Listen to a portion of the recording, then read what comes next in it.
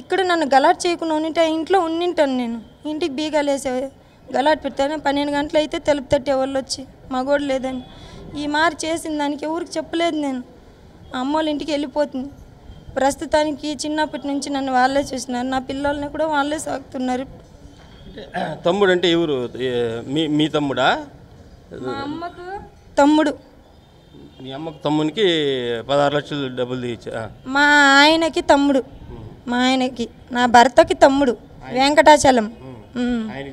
ఇప్పుడు ఇంత జరిగినా కూడా నా మొగిని పోయినప్పుడు చెట్లలో గుట్లలో కొట్టి ఇంగులుంచి నన్ను ఎట్లు చేసినారో అట్లా చేసేసరి నన్ను చెట్టుకి కట్టేసింది. వైరల్ అయింది. మా ఇంటి ఆయన తూకెళ్ళి ఎలా అయినా మా ఇంటి ఆయన మగోడు కదా. నాకు జరిగిన అన్యాయం తప్పు. మా ఇంటి ఆయన అయితే వాళ్ళు ఏదో కొట్టుకుని సాల్వ్ అయిపోతారు. నాకు జరిగిన అన్యాయం అందరికీ అయితే పోయింది, తెలిసింది, అందరూ చూసినారు. వైరల్ అయిపోయింది, దేశవ్యాప్తంగా అయిపోయింది. వేరే ఆడదానికి జరగకూడదు. సీఎం గారు అయితే భరోసా, రక్షణ, సపోర్టు నా పిల్లలకు నాకు మంచి భవిష్యత్తు ఇచ్చినారు, ఇస్తారు కూడా. నాకు చాలా సంతోషంగా ఉంది.